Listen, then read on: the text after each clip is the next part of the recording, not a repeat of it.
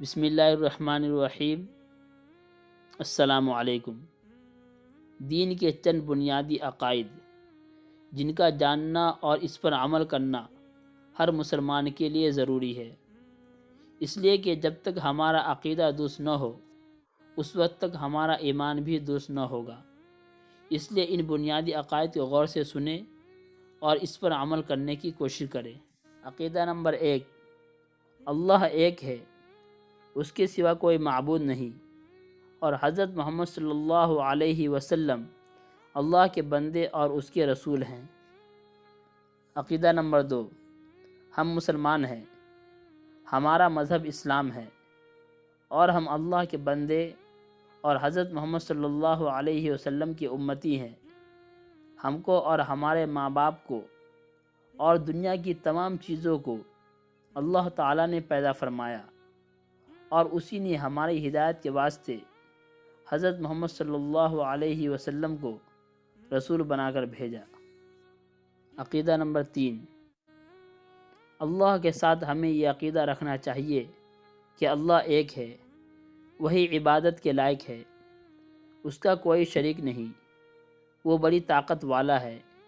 وہ دیکھتا سنتا بولتا ہے، وہی پیدا کرتا ہے اور وہی مارتا ہے، وہی سب کو رزق دیتا ہے، اسی نے زمین و آسمان، چاند سورج، آدمی جانور اور تمام چیزوں کو پیدا کیا۔ عقیدہ نمبر 4، اللہ کے بارے میں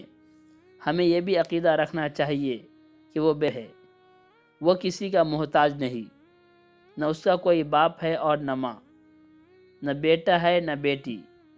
نہ بیوی ہے اور نہ کوئی رشتہ دار، اور اس کو نہ ہم جیسے ہاتھ ہے اور نہ پاؤں اور نہ کوئی دوسرا عضو، نہ ہم جیسی شکل و صورت، بلکہ وہ نور ہی نور ہے۔ عقیدہ نمبر 5، اللہ ہی تمام انسانوں اور جانوروں کو روزی دیتا ہے، وہی مشکل کشا اور حاجت روا ہے، وہ جو چاہتا ہے وہی ہوتا ہے، وہ جو نہیں چاہتا وہ نہیں ہو سکتا، لڑکا یا لڑکی دینا، بیماری یا شفا دینا، عزت یا ذلت دینا، سب اسی کا کام ہے، کسی نبی یا ولی یا غوث و ابدال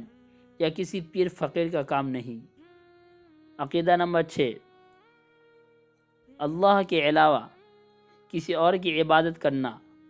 یا کسی اور کو سجدہ کرنا شرک ہے۔ اسی طرح اللہ کے علاوہ کسی نبی، ولی، پیر فقیر یا بزرگ کو حاجت رواں،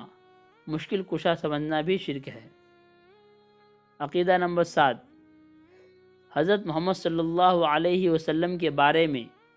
یہ عقیدہ رکھنا چاہیے کہ آپ اللہ کے بندے اور رسول ہیں، اللہ تعالیٰ نے آپ کو بندوں کی ہدایت کے واسطے بھیجا، آپ اللہ کے محبوب و مقرب ہیں،